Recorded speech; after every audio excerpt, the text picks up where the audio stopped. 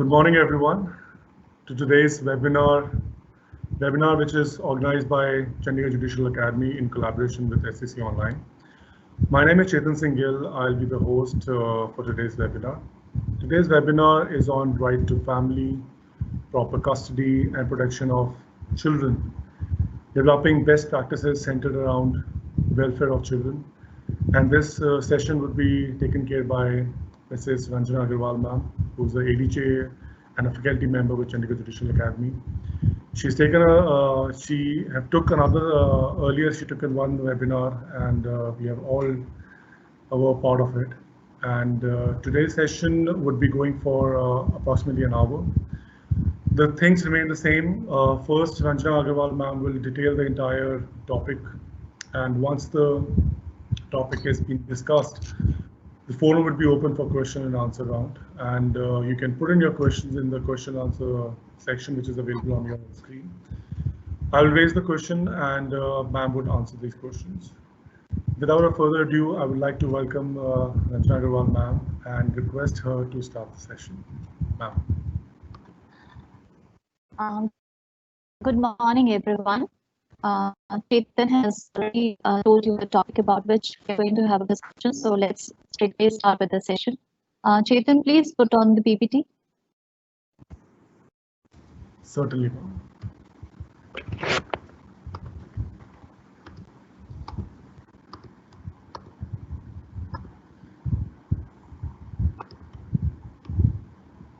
We all know that matrimonial disputes are increasing by the day, and so are the custody disputes. In such a scenario, child jurisprudence is the need of the day.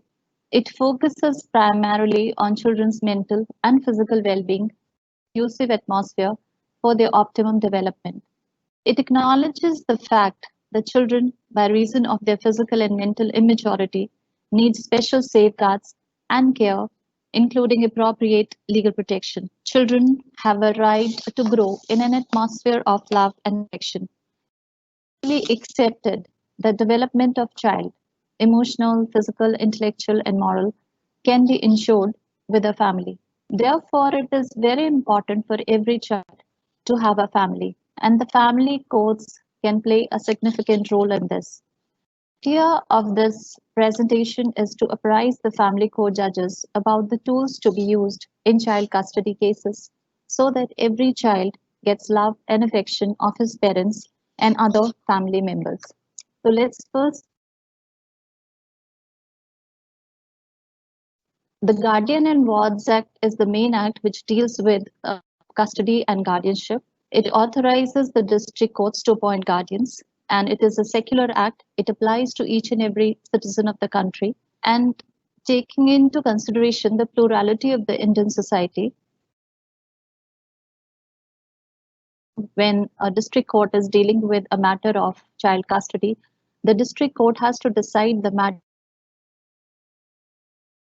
Section 7 of the Guardian and Wards Act says that while appointing a guardian of the person of the minor at the court. Now the next question is, who can take the custody of the child? The Guardian and Wards Act does not say that a specific person has to take custody of the minor. Now, suppose you are dealing with a petition which has been specially instituted in petition, and on it you come to know that he is not related to the child, neither he is one of the parents, not any of his relatives. So can you say that the petition is not maintainable? It should be brought by either a relative or a friend of the guardian. The petition would still be maintainable because Section 8 of Guardian and Wards Act says that any person desirous of being or claiming to be the guardian of a minor can apply to the court. So any person, that means any person appointed by the court, may take the custody of the child, but at the same time, it is for the court to see that preference has to be given to parents and relatives. A perusal of this section makes it very clear that a lot of discretion has been given to the court in choosing a guardian of the minor. But at the same time, one cannot say that this discretion is unbridled and there is no guidance for the courts. Section 17 of Guardian and Wards Act says what are the factors which have to be taken into consideration by the court when the court is appointing a guardian.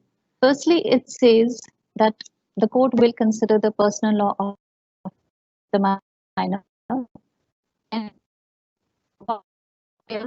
uh,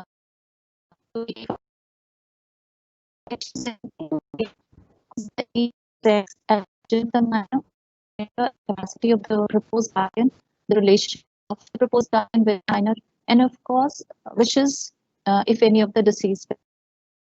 Third clause says that if the minor is old enough to form an intelligent opinion, the court may consider his or her preference.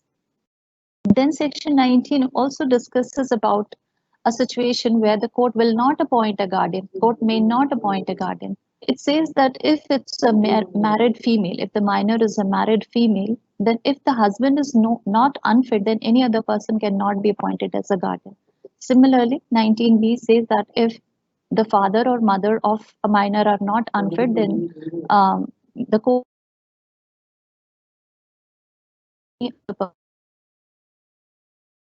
we have section 25, which says that if a ward is removed from the custody of the guardian, the court can order for the return of the minor if it is for the welfare of the ward. So these together, one comes to the welfare of the minor. The court has to be guided by the consideration of the welfare of the minor. Now we come to Hindu Minority and Guardianship Act. Section 6 of this act says that in case of a minor boy or unmarried minor girl, it is the father who is the natural guardian, and after him, it is the mother. And it also says that custody of a minor was not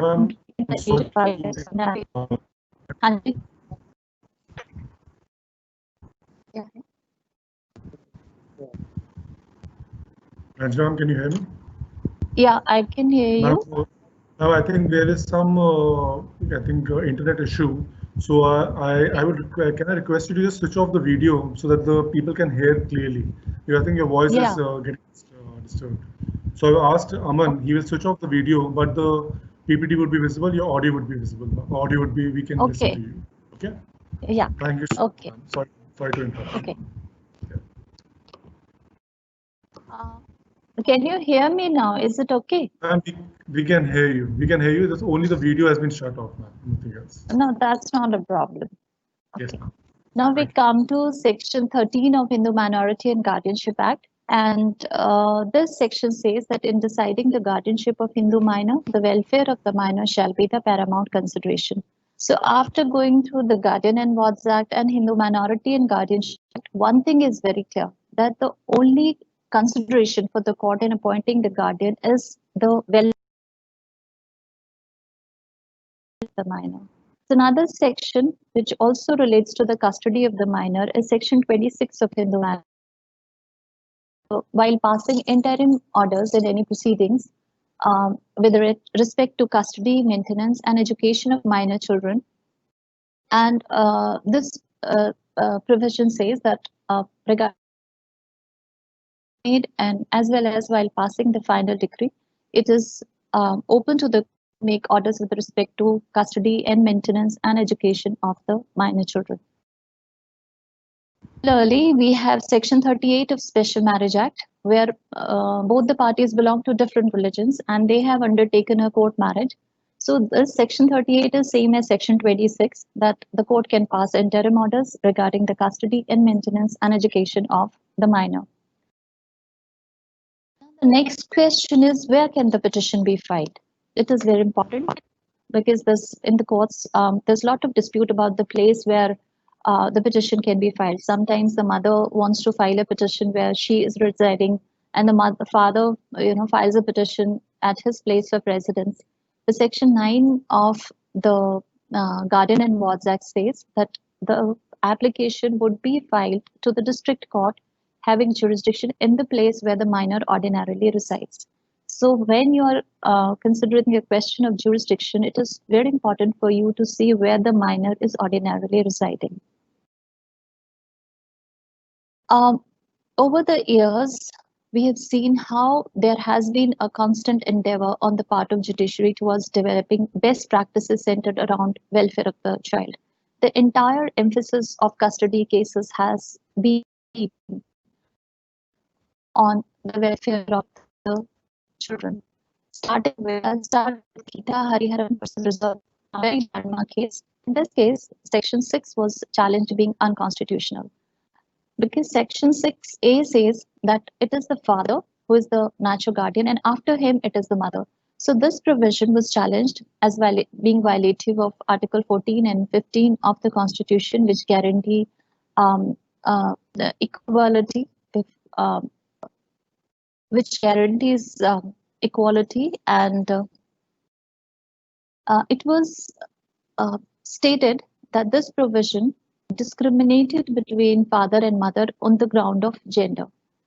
Honorable Supreme Court, after considering the entire arguments of both the parties, came to the conclusion that the word after would have no significance because the court is concerned with the best interest of the minor and his welfare. An Honorable Supreme Court says after need not necessarily mean after the lifetime of the father. It means where the father is indifferent to the needs of the child, where he's not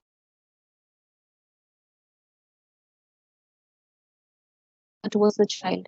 So there, the mother could be the natural guardian even during the lifetime of the father. So with Geeta Hariharan started the trend of, here one can say that the provision was not construed, but it was construed in such a way that it serves the in sync with the principle of welfare of Hindu women equal rights in matters of custody and guardianship. But again, there was one problem. It says that where the father is indifferent, or he's not taking care of the child, or he is totally indifferent, then the mother would be a guardian. But what about the situation where both the parties are good parents, where father is not indifferent, he is taking care of the child, even mother is good, she's not ignoring the child, and both the parents are financially capable and financially sound and capable of taking care of the child. So this judgment was silent about this. There would be many situations. In fact, when we are in the family court, we come across many situations where both the parents are good parents. So this even after Geeta Hariharan, there was no clear idea about how to deal with a situation where both the parents are good and none of the parents is at fault. After that, immediately after Geeta Hariharan's case, we had Sarita Sharma versus Sushil Sharma. Honorable Supreme Court made it very clear that though Section 6 constitutes father as a natural guardian of the minor, but this provision cannot supersede the paramount consideration as to what is conducive to the welfare of the minor. So now things are very, very clear that if a father has filed a custody petition and he's relying upon Section 6 to say that he has the preferential right to the custody of the children, we have many authorities, even after Sarita Sharma, we have many authorities which say that we are not concerned about the preferential right of the father or of the mother. What we have to see is where the welfare of the minor lies, whether it's with the father or with the mother. But at the same time, sometimes the family court judges, they do not know how to determine the welfare of a child because there are no set parameters to determine welfare of a child. And the judgments that come in the court, which are given by the lawyer, there is contradiction in the judgments that one does not get a clear idea of what is for the welfare of the child. Like in Bhagya Lakshmi's case, the custody was given to the father because he was financially well off.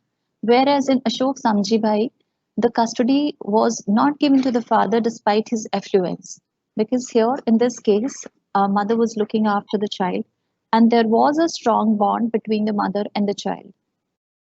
So there are certain factors which can be considered by the court uh, uh, when the court is deciding about the custody.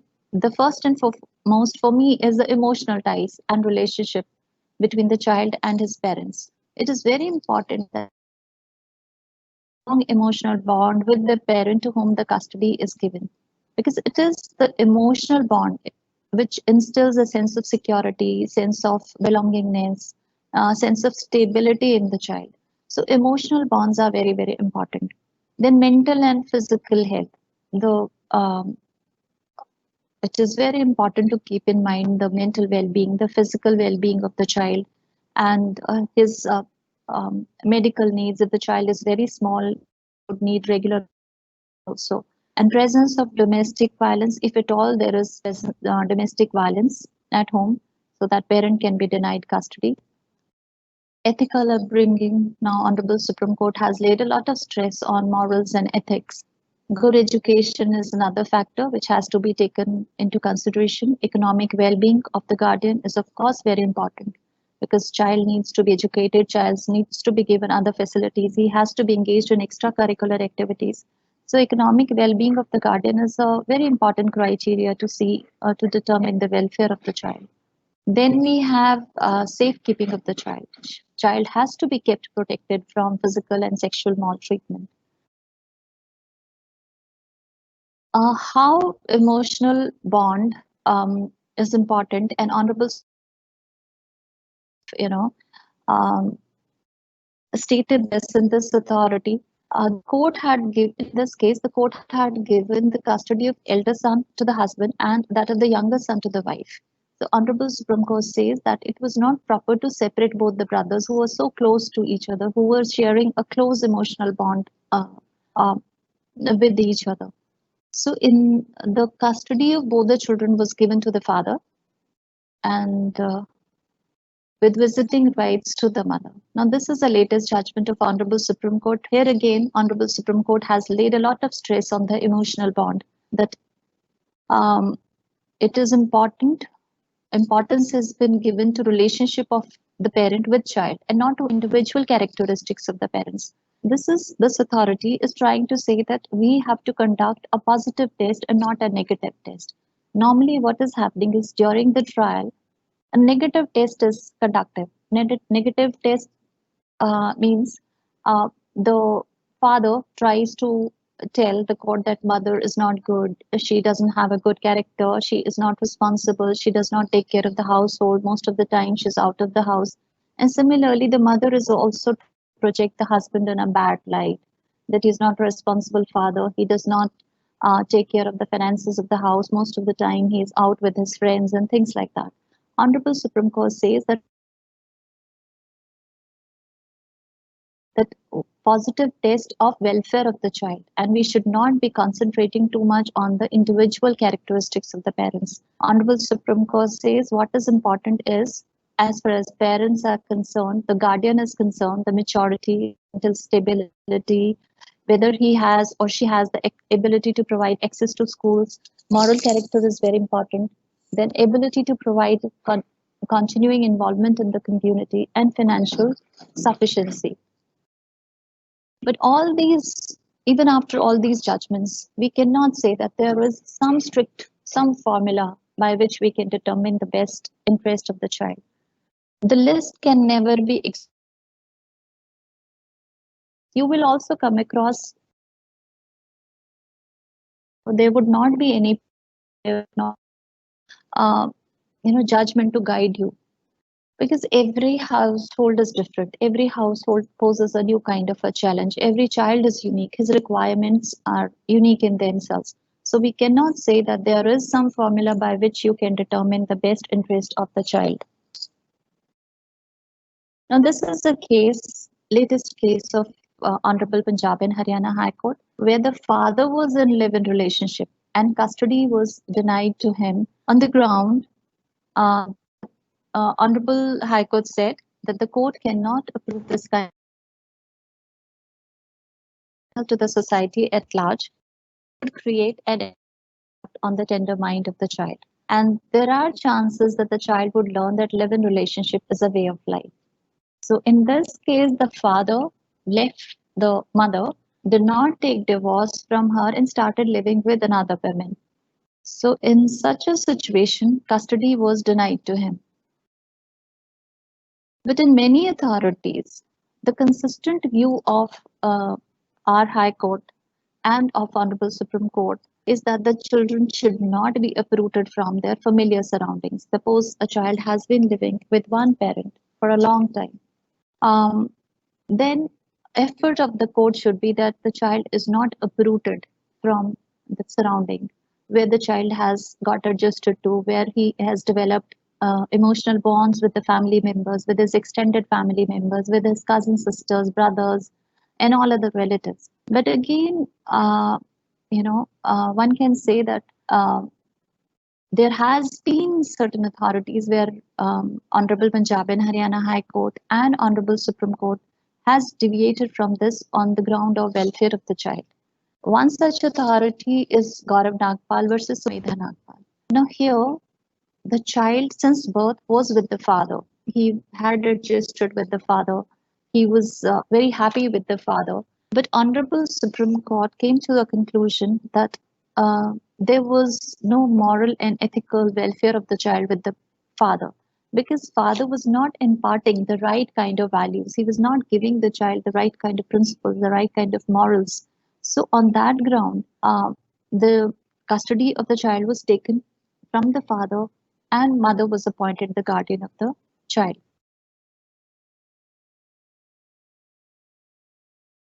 There's a lot of discretion, as in the beginning of the session, I said that there is a lot of discretion with the court to make any order for the welfare of the child. If the court feels that a particular situation, a particular order, a particular setup would be for the welfare of the child, there is no, the section, the Guardian and Wards Act or the Hindu Minority and Guardianship Act does not stop the child. This is Amrik Rai versus Satpal, is Honorable Punjab and Haryana High Court. There was the atmosphere at home was not very congenial for the physical well. So Honorable High Court said that the child should be sent to the boarding school, as the acrimonious atmosphere in the house would have a bad effect on the proper growth of the child. This was what was held by Honorable Punjab and Haryana High Court. When we are giving custody to one parent, the other parent is entitled to have visitation rights, because the mother and father both have an equal right to the custody of the child. Just because the custody has been given to one parent, see the child or be in touch with the child. And it's very important that the application for visitation rights is disposed of expeditiously. I have seen that, we keep the application pending for many months altogether. And it's expeditious. There is nothing, you don't have to write a very lengthy order, because after all, the other parent is entitled to the visitation right. He or she has a right to meet the child and develop a bond with the child. So it should be disposed of expeditiously.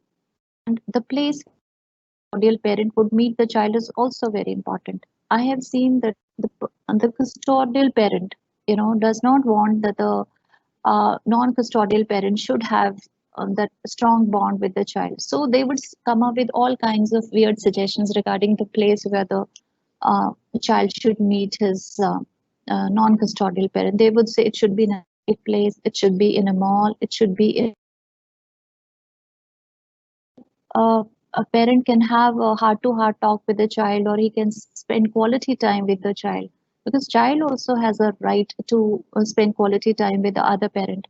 So it is very important that the place should be a nice place which is peaceful, where there are not many people around, and also where the other party cannot interfere in the visitation rights. Sometimes it has been seen that where meeting place has been fixed as a park, and the custodial parent is breathing down the neck of the non-custodial parent, and he is interfering. If the non-custodial parent wants to give a gift to the child that is objected to. If he wants to hold the child, that is objected to, and there, it leads to a fight. And so it's not a very good situation. So it would be better if the non-custodial parent meets the child at his own place.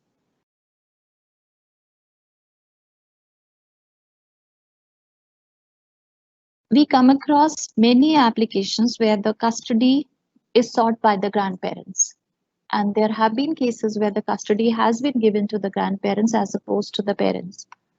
In Anjali Kapoor, Honorable Supreme Court gave custody to the grandmother, maternal grandmother, and not to the father. Similarly, in Shamrao's case, Honorable Supreme Court gave the custody to maternal grandfather and not to the father. So there have been cases where grandparents have been found to be more suitable as guardians than the parent of the child.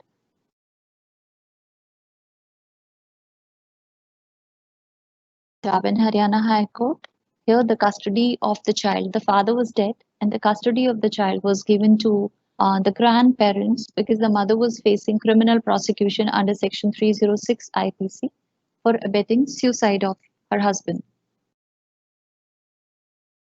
In Kirti Kumar's case, Honorable Supreme Court gave the custody to the maternal the children since their birth, and father was completely absent from the scene. But Honorable Supreme Court gave a liberty to the father. It was said that if you're able to win the love and affection of the children, then you can move the court and seek modification of the order. Till then, the children were ordered to be with the maternal uncle.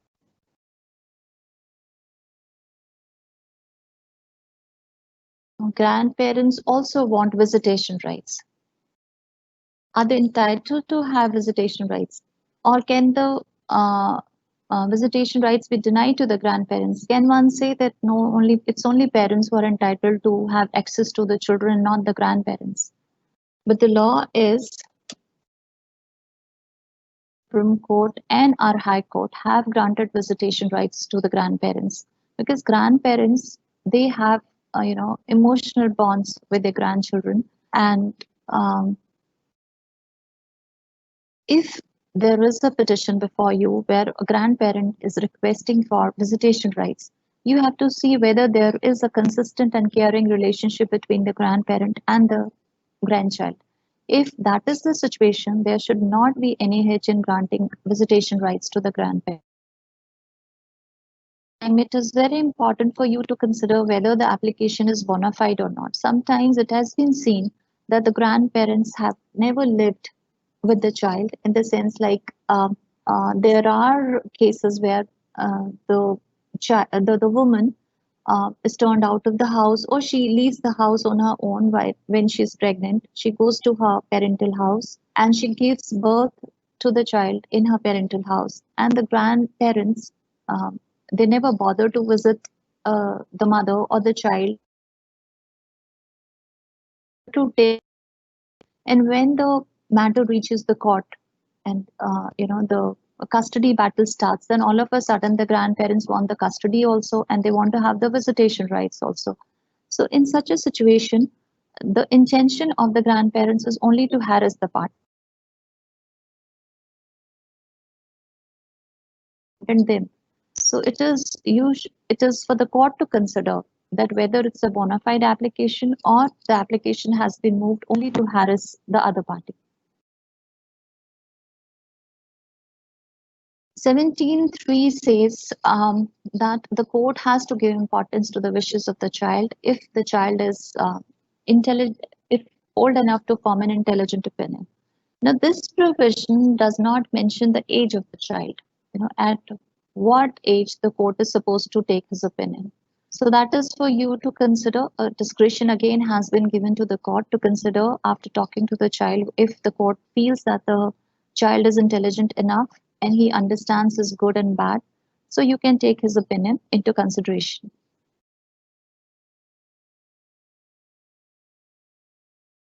There have been many authorities. Honorable Supreme Court, Purvi Mukesh again said that regard should be given to child's opinion if he can understand his welfare. But at the same time, it is the court has to see that the child is not tutored. He is free from any undue influence.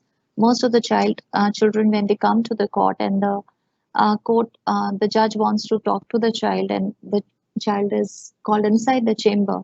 It's very difficult to have a true picture about the opinion of the child. Most of the time, the child is tutored, so that then the care has to be taken. Now, this is a very important judgment. Ruchi Majju, Sanjeev Majju. Honorable Supreme Court said that for the healthy growth of minor and development of his personality, it is very important to have love and affection and care of both the parents. Because initially we discussed how child jurisprudence is giving a lot of emphasis to the overall growth of the child, his optimum development, his mental, physical, emotional, intellectual well-being. In Ruchi Majju's case, Honorable Supreme Court says that that is possible only when a child has the care and affection of both the parents. And now comes the concept of joint custody into picture. Joint custody is when both the parents have custody of the child by turns. A number of countries have adopted this joint custody or a shared parenting system over sole custody. And there have been many studies which indicate that children generally fare better when parents share custody. But at the same time, there is no concept of joint custody. But lately, many family court judges and even high courts, honorable high courts, they have given joint custody. One such authority, Ganaya versus B. Srinivas. In this judgment, joint custody was given to the parent. The child was 12-year-old boy. It was ordered that for 6 months the child would be with mother, and for the next 6 months he would be with the father, and both the parents would share the education and other. And each parent was given visitation rights on Saturdays and Sundays when the child was living with the other parent, and the and during this time the non-custodial parent was allowed to have telephone and video conferencing with the child. Honorable High Court observed that how fathers, if mother's love is important, if mother is able to, mother is also equally important, because it is the father who's a friend, philosopher, and guide to the child. And overall development of the child can be possible only with the love and affection of the father. And on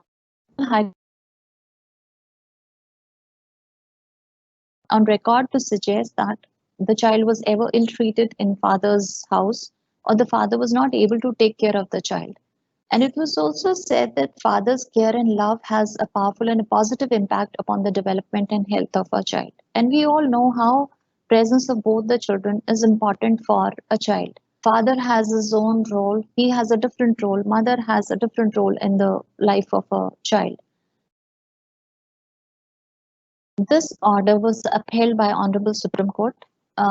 There were certain modifications which were made in the order, but joint custody was maintained. This is K. M. Vinaya versus B. Srinivas, where Honorable Supreme Court approved of the arrangement of joint custody, which was ordered by Honorable High Court.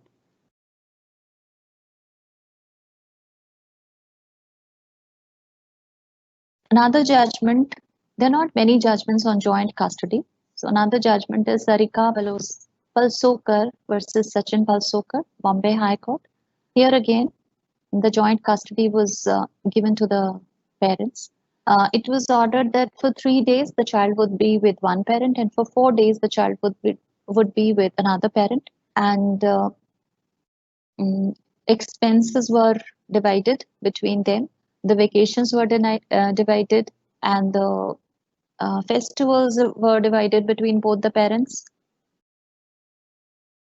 Another very important issue as far as child custody cases are concerned is international parental child abduction. Many times it happens that the parties are living abroad and there is some problem with matrimonial dispute between the couple, and one of the parent, sometimes it is the husband, sometimes it is the wife, they come to India. and file a petition in the Indian by the foreign court. Sometimes there is an interim order of the uh, foreign court. So this creates a lot of problem in dealing with custody cases. So in V. Ravichandran versus Union of India, this was a case. Indian couple handed over their child's joint custody to the couple, and wife brought the child to India, depriving the father of the joint custody. Honorable Supreme Court of India directed the wife to go back to USA along with the child in order to give the husband equal right of custody of their child. And it was stated that if she does not do so, her passport would be seized and the child would be given in the sole custody of father in USA. Another authority on the point is Aarti Bandi. This is also a very important case of Honorable Supreme Court. In this case, the mother was given residential custody of her. She had moved a petition that she wanted to relocate to and brought the child to India. So, Honorable Supreme Court was of the opinion that no relief could be granted to the woman in the case because she was guilty of violating the order of the foreign court. And the Honorable Supreme Court was also of the opinion that to allow the assumption of jurisdiction by another state in such circumstances will result in forum shopping. Another authority is Elizabeth Dinshaw. In this also, Honorable Supreme Court says that if a parent is doing wrong by removing children out of the country, he does not gain any advantage by the court has to see that no advantage is sought by this kind of a parent. So all these authorities indicate that if parent has violated any order, in violation of the order, has traveled to India along with the child, the Indian courts would not favor this kind of a parent. And Aarti Bandi's case, the court approved the modern theory of conflict of laws, which says that the jurisdiction in such a cases would be of the state which has the most intimate contact with the issues arising in the case. Then we have Ruchi Majju, Sanjeev Majju.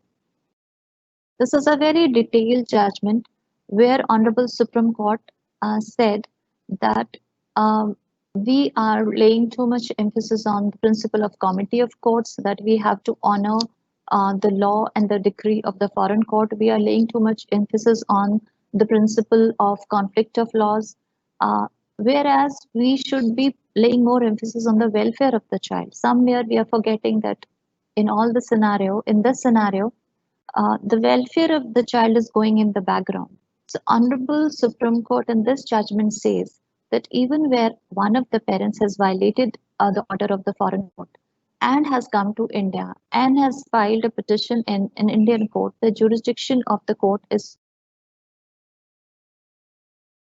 that if there is a decree of the foreign court, that is a factor to be taken into consideration by the Indian court while passing the final judgment. So this is one authority which said that we have to take into consideration the welfare of the child, despite there being a judgment of the foreign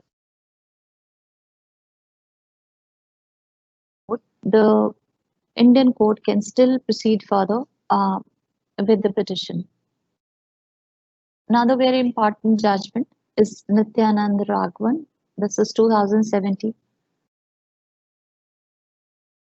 Foreign court must yield to the welfare of the child. So what is important is the welfare of the child. Honorable Supreme Court says that Indian courts should not get fixated with orders of the foreign court, and they have to be guided only by the best interest of a child. And they said the Indian courts are not, there's no obligation to ratify the orders passed by the foreign courts when the paramount interest of the child is in peril. And India was not a signatory to the Hague Convention. Convention says whenever a child is brought to a country in violation of the order of a foreign country, the child should be returned back. But India is not a signatory to Hague Convention, so we are under no obligation to return the child. So this Honorable Supreme Court further said that principle of comity of courts cannot be given primacy over for deciding the matter of custody or for return of the child to the native state. So what is important is the welfare of the child. Even when there is a judgment of the foreign court, we have to see the welfare of the child. And Honorable Supreme Court further observed that when a case like this comes before you, you have either can have a summary inquiry. Suppose there is an order of the foreign court which says the child has to be returned to that court. So you conduct a summary inquiry and decide whether the child is liable to be returned to that, whether it would be in the interest of the child. If the court comes to the conclusion that child is not liable to be returned, then you conduct an elaborate inquiry regarding the question of custody. Another judgment, 2017, that instead of giving importance to the principle of comity of courts and doctrine of intimate contact and closest concern, the concern should be the welfare of the child. So after considering all these judgments of our High Court, of Honorable Supreme Court, I would conclude by saying that courts are not bound by the statutes, nor by strict rules of evidence or procedure, nor by precedents in custody matters. Though there's a lot of discretion with the court, you just have to see the welfare of the child, even if it's contrary to some procedure, if it is contrary to some precedents, you are most welcome to go ahead with it. And the Honorable Supreme Court also held that in selecting a guardian, the court is exercising parents' patriae jurisdiction, that the court itself is acting as a guardian of the child. So this is it. Thank you very much.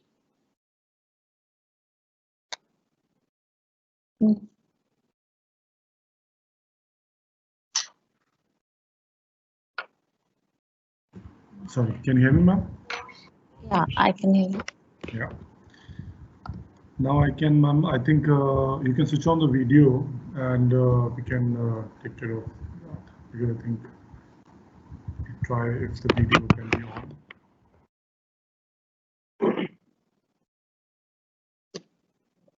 Okay, ma'am. I think my screen is visible, so you can. I'll just put your screen. Okay, perfect.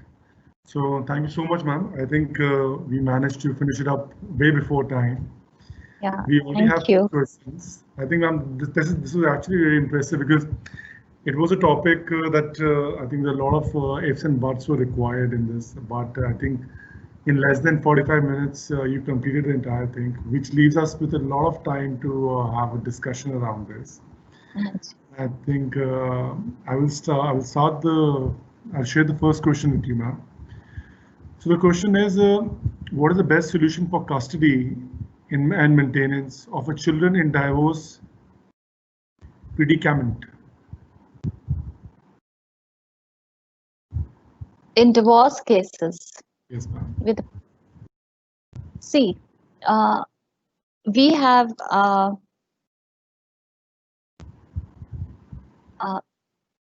in the entire session, the authorities that we considered of Honorable Supreme Court, of Honorable Punjab and Haryana High Court, of we have discussed the concept of sole custody. So it is entirely the discretion of the judge, after considering entire material on record. If the judge comes to the conclusion that joint custody would be for the welfare of the child, the joint custody can be given, and you can ask the parties to submit a parenting plan. It's always better in case of a joint custody. It is always better to ask the parties to submit a parenting plan, because it is the parties who can come up with the terms and conditions, that these are the terms on which we agree custody. These that the child during these festivals, the child would be with the father, and during these child would be with the mother. And how do they plan to divide the summer vacations, and how do they plan to divide the winter vacations? So you should of a joint custody. But in case you come to the conclusion that joint custody would not be for the welfare of the child, like for example, one of the parents, if there is enough material on record to suggest that one of the parent is not responsible enough, or that happens in exceptional circumstances, but it does happen that, suppose one of the parents is addicted to alcohol or to drugs, and he will not be able to take care of the uh, in his custody. So you can grant solo custody also. So it is entirely for the judge to decide. It can be solo custody, it can be joint custody, but the main thing is the welfare of the child. Where does the welfare of the child lie? Yes. So I think, ma'am, it's always on a situation base. We cannot have like a draw line saying I that can't. Okay, I can't hear you, Chetan. Can you hear me now? Okay. Yeah, I can hear you. So I was saying that what you mean is like we cannot have a black and white slate which say that we should always do this, we should always do that. It's a basis on the situations always, right? Yeah. Always. I ended my lecture by saying that in custody matters, you're not supposed to, by any precedent, by any procedure, by any, nothing. You have to decide what is for the welfare of the child. There's a lot of discretion with you. Right. Thank you, ma'am. Ma'am, now the question is whether a parent can ask for a visitation rights even if he or she has given up the rights of custody in compromise the time of divorce. Of course. These kind of orders can always be modified. The custody orders by their very nature are interim in nature. The other party, in the case of change of circumstances, can always ask for modification of the order, even if the party has given up the custody, or given up even the visitation rights, but later on the parent feels that to bringing of the child, the parent can always move court and seek modification of the order. And ma'am, is there a specific time frame that the person can come back to the court? No, there is no time frame. Okay. There has to be change of circumstances. Right. Thank you, ma'am. Ma'am, you mentioned about the foreign court decision, wherein you were giving an example of a lady who has come to a different country. So the question is respect to that. To what extent the judgments of foreign courts in custody matter is binding on Indian courts? See, Section 13 of CPC says that except for certain matters, the judgments of the foreign court are conclusive. But we have already done the judgment of Honorable Supreme Court, where it says that we are not bound by any statute. We are not supposed to follow the CPC or Evidence Act strictly. And in Ruchi Maju, Sanjeev Maju, this Honorable Supreme Court, this is a authority which is on this point only in case of a conflict between the provisions of Section 13, 14 of CPC and the foreign court judgment. So Honorable Supreme Court very specifically stated that there has been a dilemma for a long time about this conflict, that whether we should apply Section 13 of CPC and hold that the foreign court judgments are conclusive. But in custody matters, what is most important is the welfare of the child. So, we are not going to be bound by foreign court judgments. Our only criteria has to be, if it is for the welfare of the child, that the custody should be given to a parent who has come to India in violation of the order of the foreign court, then we'll pass that order. Then if it is for the welfare of the child, that we should honor the foreign court judgment, then we'll do that. So the crux of the matter is, what is most important is the welfare of the child. Okay. Ma'am, as we speak about welfare of a child, the second question is, I think somewhat... Can't hear you. Okay, can you hear me now? Can't hear you. Can you hear me now? Okay. Yes. So I was saying that talking in respect to the welfare of a child, in the cases of custody, can we also ask for the wish of a child? Does he wants to stay with which parent, like father or the mother? of Guardian and Wards Act says that while deciding the custody of the child, the court has to take into consideration the wishes of the child, provided the child is independent. Now, the statute does not prescribe any age, that the child has to be of a certain age when we decide to take the judge to decide whether the child is intelligent enough to have objective view about the whole thing. But Law Commission in its report about child custody stated that when the court wants to take an opinion of the child, it's merely a recommendation. They said the child should be at least 13 and above, but it's merely a recommendation, and ultimately it is there. You might just come across a child who's maybe 9, but who has more wisdom than a 13-year-old child. So it all depends on you. The discretion is entirely of the in these matters. Okay, ma'am. So basically, the wish of the children should be taken in consideration. Yes, should be taken into consideration. Can't hear you. Chetan, can't hear you. Can you hear me now? Yeah. Yeah. Okay. So the second question, the next question is, ma'am, can the custody of child be decided in the proceeding under Section 13B of Hindu Marriage Act? No, couldn't hear that. It was okay. Is it better now, ma'am? Can you hear me now? Yeah. Okay, I'm gonna go a bit slow. I was asking that the question is, can the custody of the child be decided in the proceeding which are being processed under Section 13B of Hindu Marriage Act? Yeah, in 13B we normally do it because it is a mutual divorce by mutual consent, and the parties decide the terms and conditions of the divorce. So of course, when the parties come up with any kind of a proposal regarding the custody of the child, whether it's going to be sole custody with visitation rights to the other parent, or it's a joint custody where both the parents would be jointly responsible for upbringing of the child, we do pass orders under Section 13B according to the compromise between the parties. Sure, ma'am. I think that gives the answer to the question. Now, we've been talking about divorce cases primarily because this session was all about family courts and family matters. The question is from Mr. Parekh. The question is that while granting decree of divorce, is it not mandatory to give verdict on maintenance and custody of child? See, it's not mandatory. The statute does not say that it's mandatory, but at the same time, you can pass a order, while passing a decree of divorce. Of course, Section 26 says that while passing the decree, you can make order regarding the education, regarding the custody, regarding maintenance of the child, but it's not mandatory. Okay.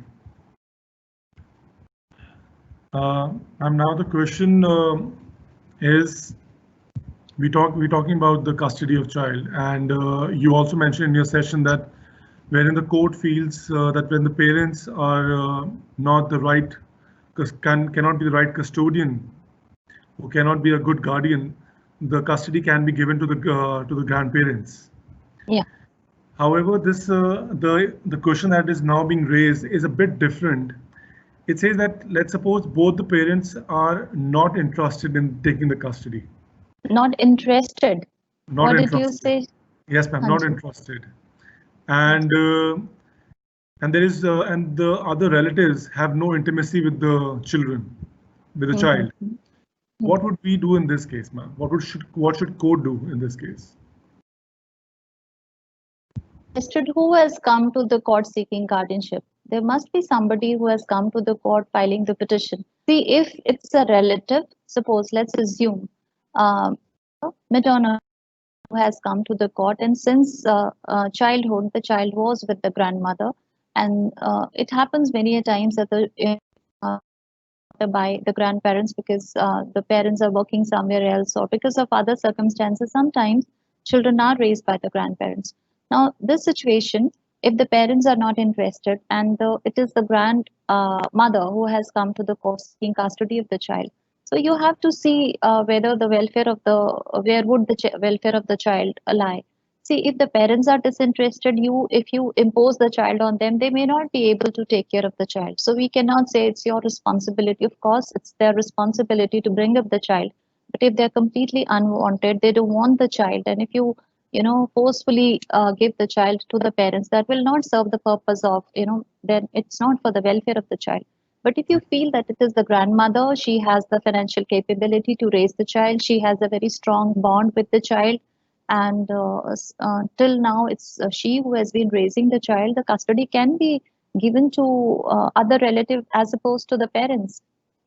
Now, but the question was that the no relatives have any intimacy. So basically, the parents are not ready, and nor the relatives are ready.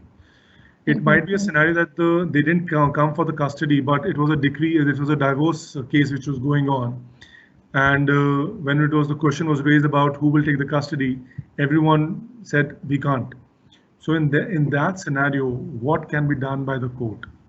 Uh, I'll tell you about a case. It was not of our high court. It was of some other high court. A situation like this arose where the child was with the mother, but mother, was the court felt that she was not would not be appropriate as a parent, and Right. the father was not seeking the custody of the child.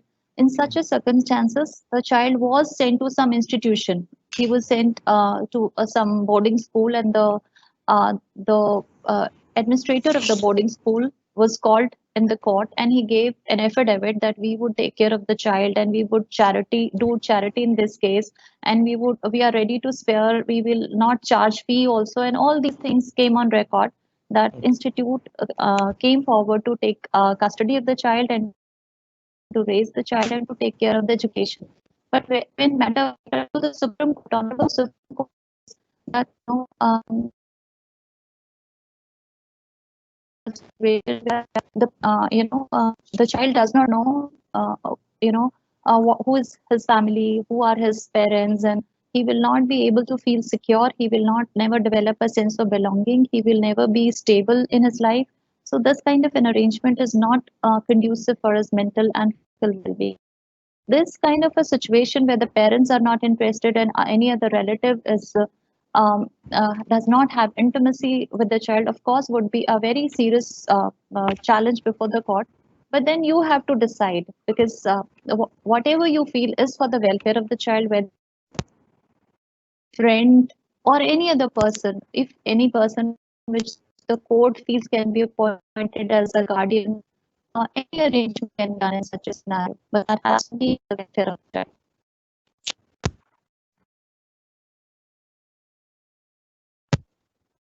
Can you repeat this sentence when you said when the court appoints someone as a guardian? Because I think we lost your voice between.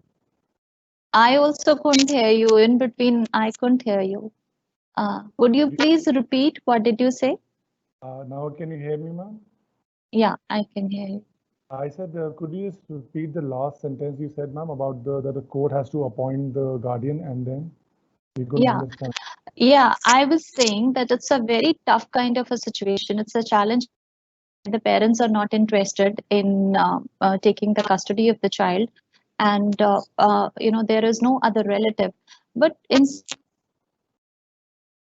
interim custody to the parent on trial basis. The court can give it a try, because after all, it is the primary responsibility of the parents to take care of the child.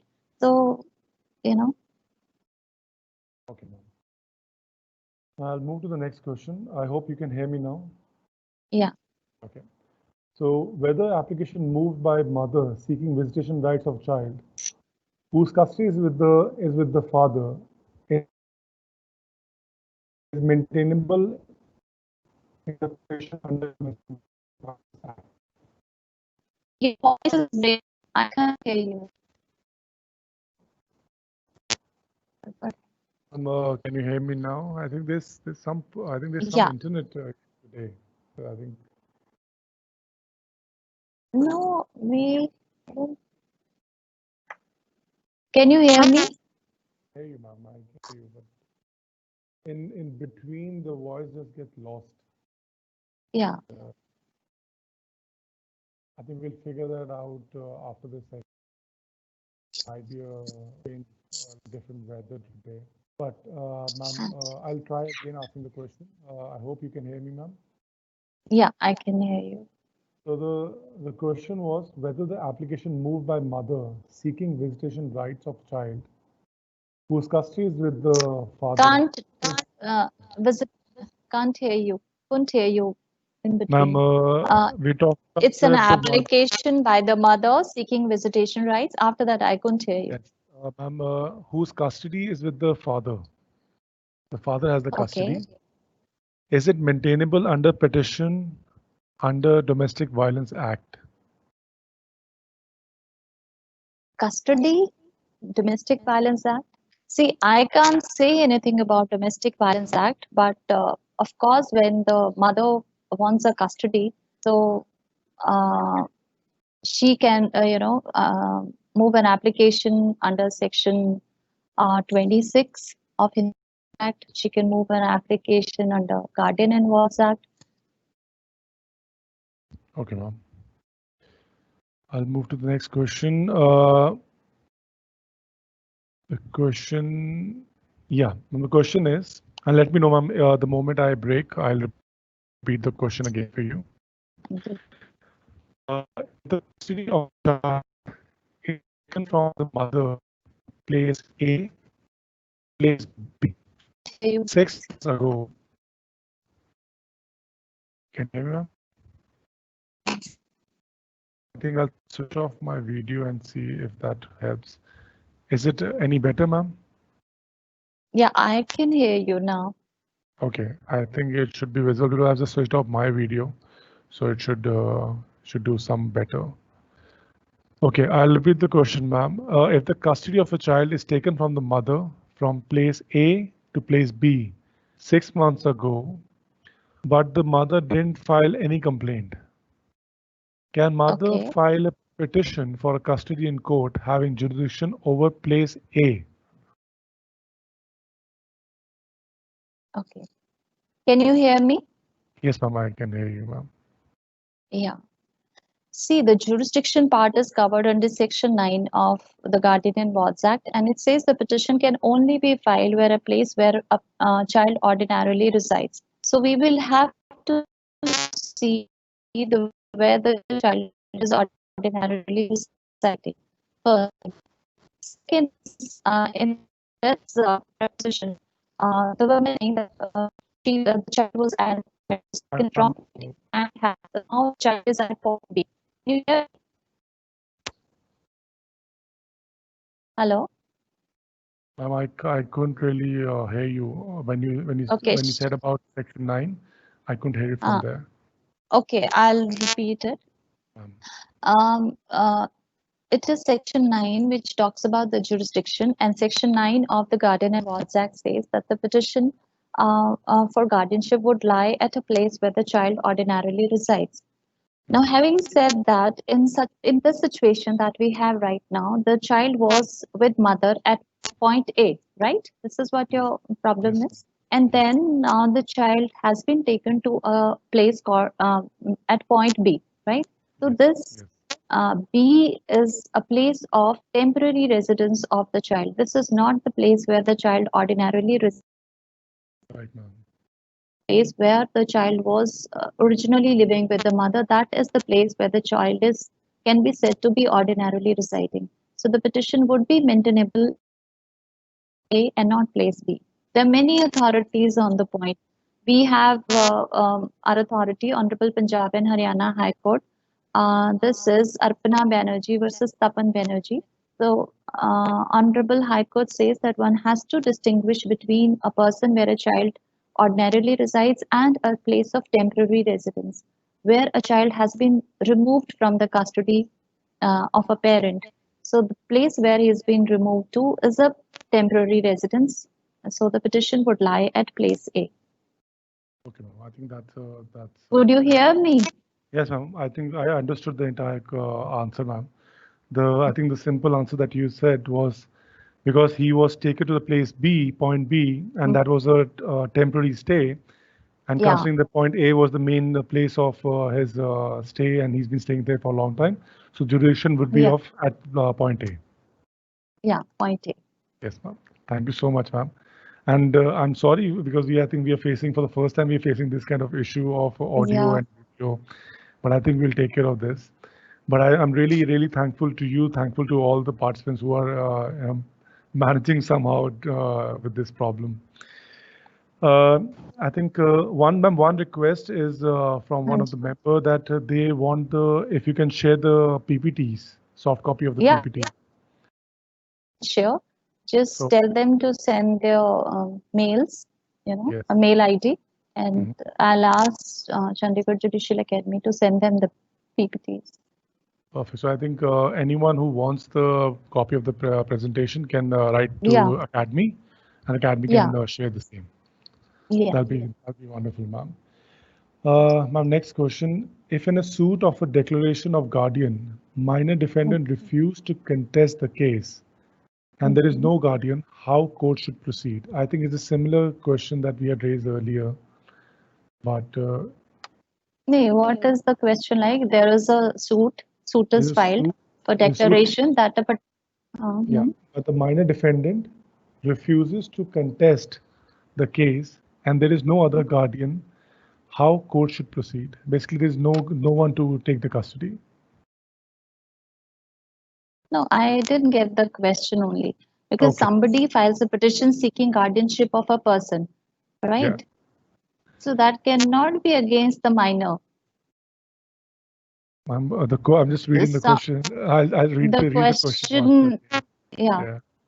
It says, if in a suit for declaration, the guardian of a minor defendant, the mhm, guardian of a minor defendant refuses to contest the case, and there is mhm. no other guardian, how court should proceed.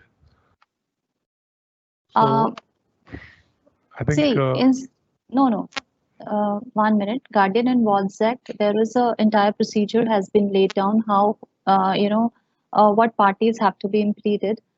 Suppose there a petition has been filed, it's a suit for declaration, and the petitioner wants to be appointed as a guardian of a minor, and minor has chosen not to contest, and there is no other person, no guardian is coming forward.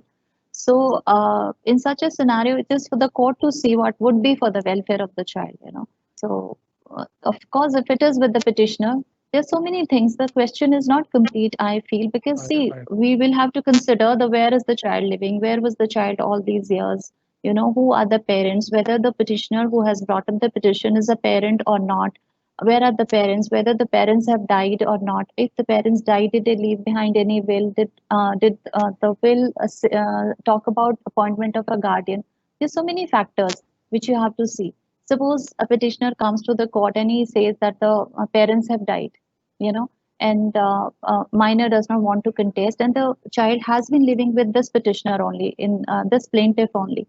So then you will have to see, what all attending circumstances, or what are the circumstances, and whether the parents, left a will or not. If will is there, then you will have to see the terms of the will, and whether the will talks about a guardian. Is there any testamentary guardian to the minor? So there are a whole lot of factors to be seen, to be considered. Right, ma'am. I'll move to the next question, ma'am. It is talking about Section 21 of Domestic Violence Act. If you can hear me, ma'am. Ma'am, can you hear me? I can hear you. Okay.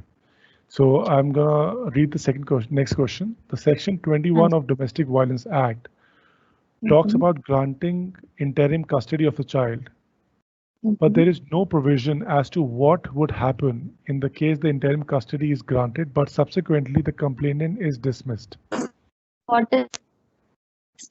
What would happen? I couldn't hear you. What Yes, would ma'am. happen? What would happen in the case the interim custody is granted, but subsequently the complainant is dismissed? Complaint is dismissed. Yes, Yeah.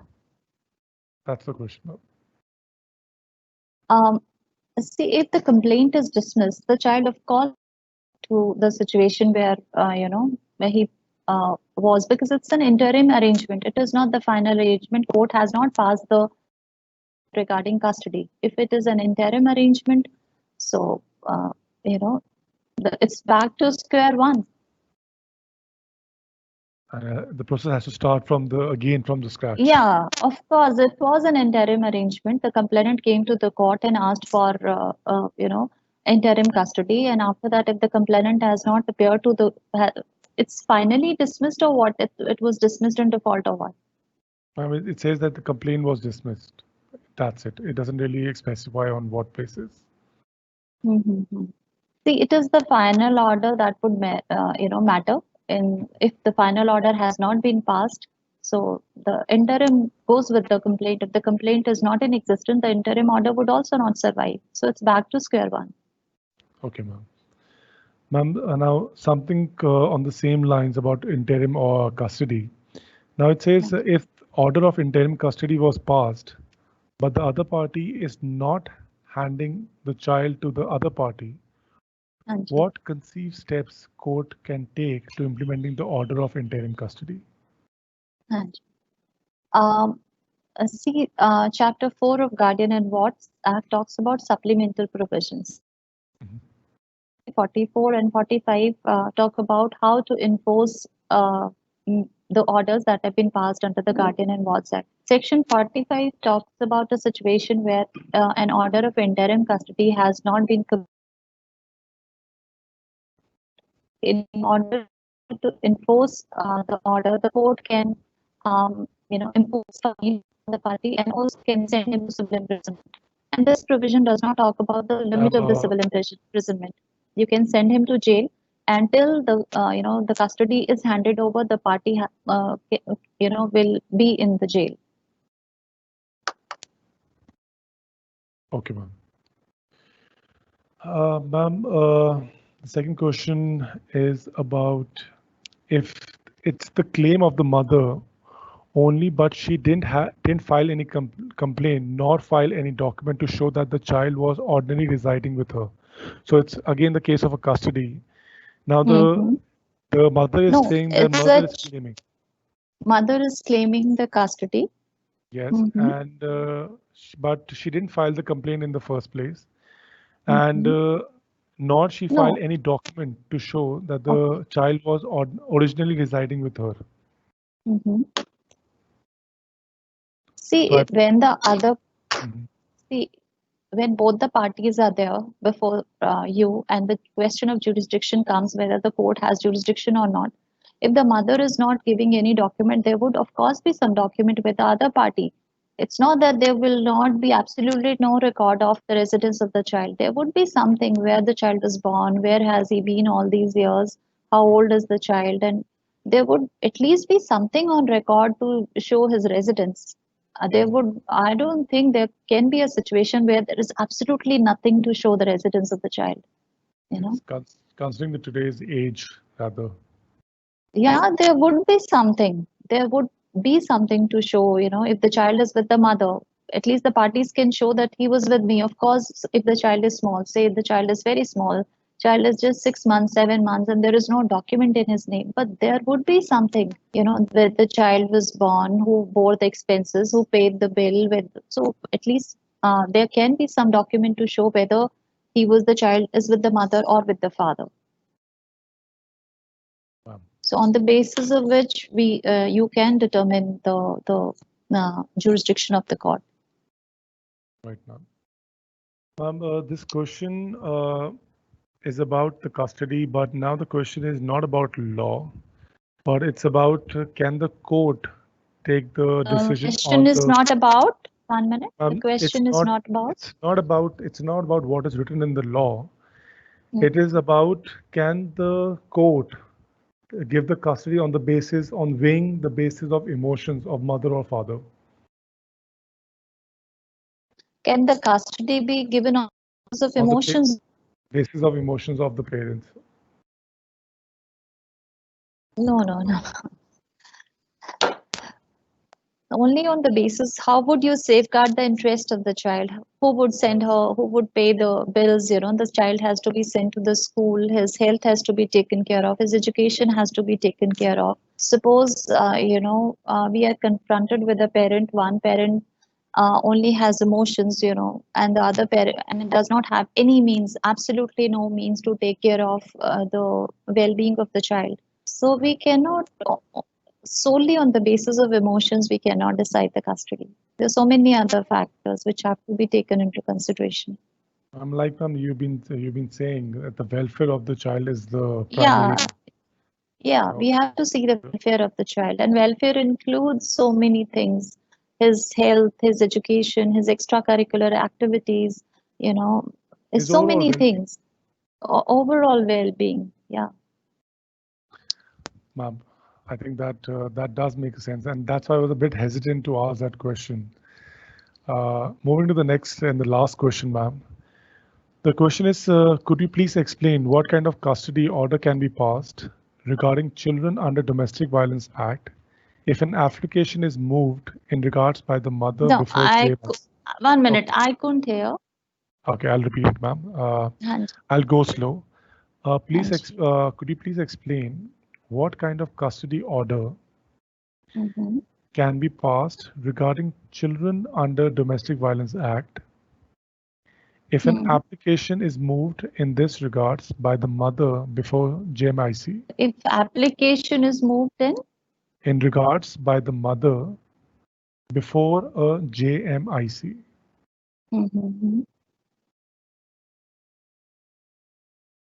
What of custody can be passed? Yes, ma'am. What kind of custody order can be passed? Okay. See, as far as Domestic Violence Act is concerned, I have not dealt with the cases under the Domestic Violence Act, so I will not be of much help to you in this regard, like in the what kind of custody can be passed. But if the custody rights and guardianship has to be decided, that can only be done under the Guardian and Wards Act and not under the Domestic Violence Act. Maybe, like you said, I heard in the questions that it is. So only the custody order, if at all, only the custody order can be passed, not the guardian. If a person wants to be appointed a guardian, then of course the petition would have to be under Guardian and Wards Act, and the Domestic Violence Act. At the most, one can claim custody. So yeah, the question was about the custody itself, not about the guardianship. Ma'am, that brings us to the end of this webinar. We have. I think we have addressed all the questions, and I'm sure we have addressed you have addressed all the question in the question answer round, and you have already addressed a lot of questions that people would have had in their mind before they came for this webinar. So I would like to thank you on behalf of everyone for taking out time and sharing and bringing so many authorities, because I do a research myself. I know that finding authorities and making the content and squeezing the entire content in 1 hour, rather in your case 45 minutes, it's a humongous task. So I think the members who are on this webinar can't say thank you directly to you, but I would like to say thank you on behalf of everyone for bringing amazing content, and that's the reason why people want the PPT, because thank you so. Thank you so much. Ma'am, on behalf of Chandigarh Judicial Academy, on behalf of SSC Online, on behalf of everyone, I would like to thank you. And thank you everyone, all the members who have joined in from various districts from Punjab, Haryana, who took out time to attend this session. Thank you so much. We have a session tomorrow, so we'll meet you tomorrow now. Thank you so much. And thank you. Thank you. Ma'am, thank you so much. We'll see you next time. Take care.